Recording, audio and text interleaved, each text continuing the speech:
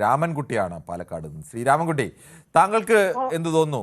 ഇങ്ങനെ ഒരു ചർച്ച ഈ സമയത്ത് അനാവശ്യമല്ലേ? സാർ ആര് പറഞ്ഞു സാർ ഇത്? യു ഡി എഫിൽ ആരും ഏതെങ്കിലും നേതാക്കന്മാർ പറഞ്ഞിട്ടുണ്ടോ? താങ്കൾ ഈ വാർത്തയൊന്നും കാണാഞ്ഞിട്ടാണോ അതോ എന്താണെന്ന് എനിക്ക് മനസ്സിലാവുന്നില്ല. അല്ല സാർ, ഞാനും ടിവിന്റെ മുന്നിൽ തന്നെ ഇരിക്കണേ. ആണോ? എന്നിട്ട് അങ്ങനെ ഒരു തർക്കമുള്ളതായി താങ്കൾ എവിടെയും കണ്ടില്ല? സാർ തർക്കമൊന്നും ഇല്ല, വെറുതെ പറഞ്ഞുണ്ടാക്കുന്ന സാർ. വോട്ട് കഴിയട്ടെ എന്നിട്ട് മതി എന്നൊക്കെ ഏതെങ്കിലും നേതാക്കന്മാർ പറഞ്ഞിട്ടുള്ളൂ അങ്ങനെ? ഞാൻ മുഖ്യമന്ത്രി ആരും പറഞ്ഞിട്ടില്ല. അപ്പൊ താങ്കൾക്ക് വിശ്വസിക്കുന്നത് അങ്ങനെ കോൺഗ്രസിൽ അങ്ങനെ ആരും പരസ്യമായി ഒന്നും പറഞ്ഞിട്ടില്ല എന്നാണല്ലേ? അങ്ങനെയാണെങ്കിൽ പിന്നെ എനിക്കൊന്നും പറയാനില്ല. തീർച്ചയായും കോൺഗ്രസിൽ അങ്ങനെ ആരും ഇതുവരെ പരസ്യമായി പറഞ്ഞിട്ടില്ല. ഓക്കെ, താങ്കൾക്ക് അങ്ങനെ തന്നെ വിശ്വസിക്കാൻ ശ്രീ രാമൻകുട്ടി, ഒരു കുഴപ്പമില്ല. നാട്ടുകാരും പക്ഷെ അങ്ങനെയല്ല വിശ്വസിക്കുന്നത് എന്നുകൂടി തിരിച്ചറിയുന്നത് നല്ലതായിരിക്കും. നാട്ടുകാർ പലതും പറയും സാർ. നാട്ടുകാരും പലതും പറയും, കെ സുധാകരനും പലതും പറയും എന്നാണോ? അങ്ങനെയല്ല സാർ, കെ സുധാകരൻ അങ്ങനെ പറഞ്ഞില്ല. പിന്നെ എങ്ങനെയാണ്? കോൺഗ്രസിലെ ഒരു നേതാക്കന്മാരും അങ്ങനെ ഞാൻ മുഖ്യമന്ത്രിയാണെന്ന് പറഞ്ഞിട്ടില്ല ഇതുവരെ. ഞാൻ പറഞ്ഞോ കോൺഗ്രസിലെ നേതാക്കളല്ല ആരെങ്കിലും ഞാൻ മുഖ്യമന്ത്രിയാണെന്ന് പറഞ്ഞു? ഞാൻ മുഖ്യമന്ത്രിയാണെന്നല്ല പറയുന്നത്, വേറെ അനുയായികളെ കൊണ്ടും മറ്റുള്ള ആളുകളെ കൊണ്ടും ഒക്കെ അല്ലേ എല്ലാവരും പറയിക്കുന്നത്. എന്ത് സാർ, അനുയായികൾ പല അഭിപ്രായം പറയും, നാട്ടുകാർ പല അഭിപ്രായം പറയും. അങ്ങനെ നാട്ടുകാരന് വെറും ഒരു നാട്ടുകാരനാണോ കെ സുധാകരൻ? അങ്ങനെയാണെങ്കിൽ കുഴപ്പമില്ല, ഞാൻ വിട്ടു. കെ സുധാകരനെ രാമൻകുട്ടി കാണുന്നത് ഒരു നാട്ടുകാരനായിട്ടാണെങ്കിൽ ഞാൻ വിട്ടു. അങ്ങനെ ഒരു തർക്കമില്ല എന്ന് ഞാനും പറയാം. അദ്ദേഹം തലമൂത്ത നേതാവാണ്. നാട്ടുകാരനും കൂടെ തലമൂത്ത മുതിർന്ന നേതാവും കൂടിയാണ്. അദ്ദേഹം പറഞ്ഞിട്ടില്ലെന്നാണ് എന്റെ വിശ്വാസം. പറഞ്ഞിട്ടില്ലെന്നാണ് വിശ്വാസം. ഫേസ്ബുക്ക് ഉണ്ടോ ശ്രീ രാമൻകുട്ടിക്ക്? ഉണ്ട് സാർ. ഫേസ്ബുക്കിനകത്ത് കെ സുധാകരന്റെ പേജ് ഉണ്ടെന്ന് വായിക്കുവോ? ശരി, ഞാൻ വായിക്കാം സാർ, വായിക്കാം. ശരി, ഇടയ്ക്കിടയ്ക്ക് ചാനലുകളും പത്രങ്ങളും ഒക്കെ കൂടി വായിക്കുന്നത് നല്ലതായിരിക്കും. ശരി, താങ്കൾക്ക് അങ്ങനെ വിശ്വസിക്കാം. ഓരോരുത്തർക്കും ഓരോ തരത്തിൽ. ശ്രീ കൃഷ്ണകുമാറാണ്, കോഴിക്കോട് നിന്നാണ്. ശ്രീ കൃഷ്ണകുമാർ, താങ്കൾക്ക് എന്ത് തോന്നുന്നു? കോൺഗ്രസിൽ ഇങ്ങനെ ഒരു മുഖ്യമന്ത്രി സ്ഥാനത്തെ ചൊല്ലിയുള്ള ഒരു പരസ്യ വിവാദമൊന്നും ഇല്ല എന്നാണ് ചില കോൺഗ്രസ്സുകാരൊക്കെ അവകാശപ്പെടുന്നത്. ശരിയാണോ അത്? ഇത് ഏത് കാലത്തും ഇവര് തമ്മിലെന്താ അധികാരത്തിൽ വരുന്നത് തോന്നിക്കഴിഞ്ഞാൽ ഇങ്ങനത്തെ ഒരു പ്രശ്നം ഉണ്ടാവാറുണ്ട്. ഇത് ഇലക്ഷന് മുമ്പ് സൈലന്റ് ആയിരുന്നു. കാരണം അവർക്ക് മാൻഡേറ്റ് കിട്ടണം എന്നുള്ളതായിരുന്നു അതിന്റെ പ്രഥമ കാരണം. പക്ഷെ എല്ലാവരുടെയും മനസ്സിൽ, ഈ നേതാക്കന്മാരൊക്കെ മനസ്സിൽ അവരൊക്കെ മുഖ്യമന്ത്രി കുപ്പായം തയ്പ്പിച്ചിരിക്കുന്ന ആൾക്കാരാണ്. ഇതിപ്പം സതീശനിലും രമേശ് ചെന്നിത്തലയിലും തുടങ്ങിയിട്ട് അത് ഇലക്ഷന് മുമ്പ് സൈലന്റ് ആയിട്ട് അങ്ങനെയായിരുന്നു. അതിനുശേഷം ഇത് സണ്ണി ജോസഫ് ഓരോരുത്തരുമായി, ഇപ്പൊ കെ സി വേണുഗോപാലും ഇപ്പോൾ അതിലേക്ക് ആ സ്ത്രീയിലേക്ക് കടന്നു വന്നു. അത് അധികം മീഡിയയിലും മറ്റ് സോഷ്യൽ ഇതിലും അദ്ദേഹത്തിനാണ് കൂടുതൽ കവറേജ് കൊടുക്കുന്നത്. ഇത് എല്ലാ കാലത്തും കോൺഗ്രസിലുള്ള, കാരണം അതില് എല്ലാവരും വരുന്നവനും പോകുന്നവനും ഒക്കെ മന്ത്രിസ്ഥാനവും അധികാരസ്ഥാനവും കണ്ടിട്ടാണ് അതിൽ പ്രവർത്തിക്കാറ്. അതാ പാർട്ടിന്റെ അപജയത്തിന് കാരണം അതാണ്.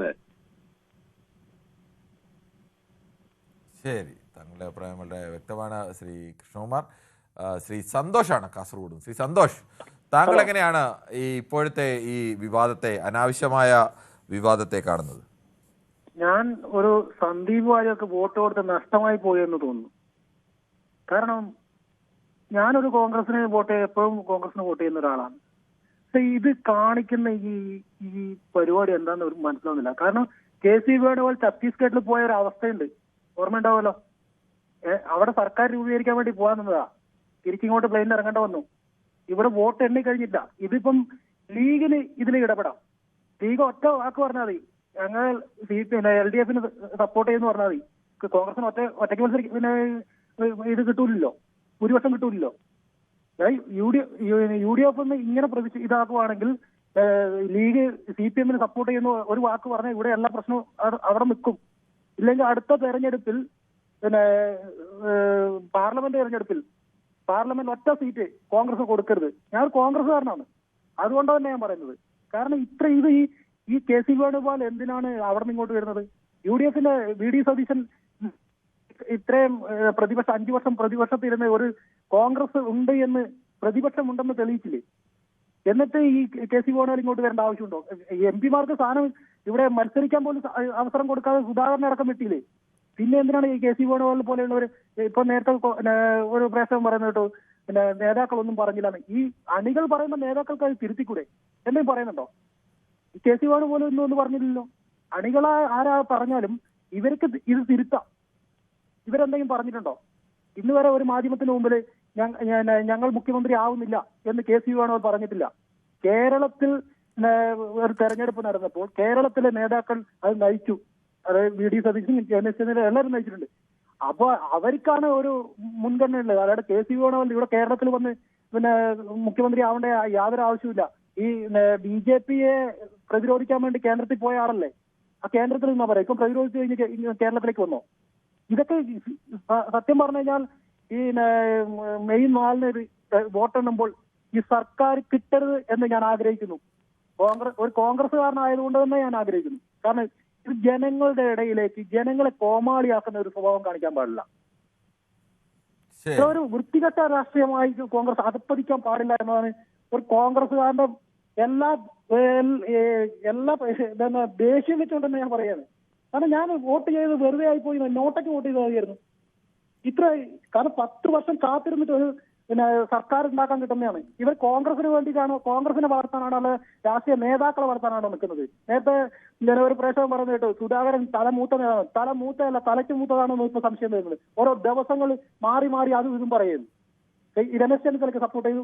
ഒരു PJ കുര്യനുണ്ട്, അയാൾ മൈക്ക് കിട്ടി അന്നേരം രമേശ് ചെന്നിത്തല. ഞാൻ നോക്കട്ടെ, ഇവർ കോൺഗ്രസിലെ മുഖ്യമന്ത്രി സ്ഥാനാർത്ഥി നിർണയിച്ചിട്ടില്ല. ഏത് സമയത്തും പ്രതിപക്ഷ നേതാവാണ് ഇവിടെ മുഖ്യമന്ത്രി ആവുന്നതും. ആ കീഴ്വഴക്കം സൃഷ്ടിച്ചാൽ പോരെ? എന്തിനാണ് ഇവർ തമ്മിൽ അനിൽകുമാർ ഇവിടെ കുഞ്ഞാലിക്കുട്ടിയുടെ അടുത്തേക്ക് പോകുന്നു, തങ്ങളുടെ അടുത്തേക്ക് പോകുന്നു? ഇവരെന്തിനാണ് ആവശ്യം?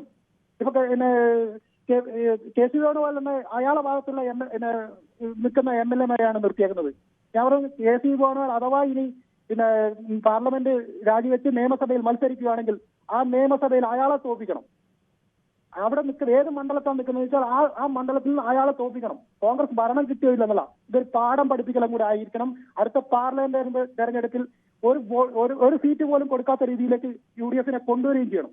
അതാണ് കോൺഗ്രസ് പ്രവർത്തകനായ താങ്കളുടെ വികാരം മനസ്സിലാവുന്നു. അത് നേതാക്കൾ കൂടി മനസ്സിലാക്കേണ്ടതാണ്. ശ്രീ ഷിബു ആണ് അങ്കമാലിയിൽ നിന്നും. ശ്രീ ഷിബു, താങ്കൾ എങ്ങനെയാണ് ഈ വിവാദത്തെ, അനാവശ്യ വിവാദത്തെ കാണുന്നത്? ഞാൻ പറയുന്നത് സാറേ, ഇത് ജനങ്ങളെ മൊത്തം വിഡ്ഢിയാക്കുന്ന ഒരു ഇതാണ്. കാരണം ഇവര് വോട്ട് ചോദിക്കുന്ന വ്യക്തിക്ക് ഒരു വ്യക്തതയില്ല ആര് മുഖ്യമന്ത്രി ആവുമെന്ന്. വോട്ട് ചെയ്യുന്ന ജനങ്ങളോട് പറയുന്നില്ല ആരാണ് മുഖ്യമന്ത്രി ആവുന്നതെന്നുള്ളത്. പണ്ടത്തെ രാജഭരണത്തിലും വളരെ മോശമായിട്ടാണ് വരുന്നത് ഇപ്പോ. കാരണം ഇപ്പൊ ഞങ്ങൾ വോട്ട് ചെയ്ത് ഞങ്ങളുടെ വോട്ടിന് ഒരു വിലയില്ലാതെ വോട്ട് ചെയ്തിട്ട് നാളെ ഹൈക്കമാൻഡാണ് തീരുമാനിക്കുന്നത് ഇന്ന ആള് വേണമെന്ന്. അപ്പൊ പണ്ട് രാജാവ് എങ്ങനെയാന്ന് വെച്ച് കഴിഞ്ഞാല് മുഖ്യമന്ത്രി അല്ലല്ലോ ശ്രീ ഷിബു. നേരത്തെയും കേരളത്തിലെ ഇടതുമുന്നണിയും കോൺഗ്രസും ഒക്കെ മുഖ്യമന്ത്രി സ്ഥാനാർത്ഥിയെ പ്രഖ്യാപിച്ചൊന്നും അല്ലല്ലോ മത്സരിക്കുന്നത്. പാരമ്പര്യമായിട്ട് കോൺഗ്രസ്, എന്റെ അപ്പനായിട്ടുള്ള ഇതിനകത്ത് ഞാൻ കോൺഗ്രസ്സുകാരനായിട്ട്. അല്ല, അത് കോൺഗ്രസ്. കൂടുതൽ വാർത്തകൾക്ക് News 18 Keralam YouTube channel subscribe ചെയ്യുക.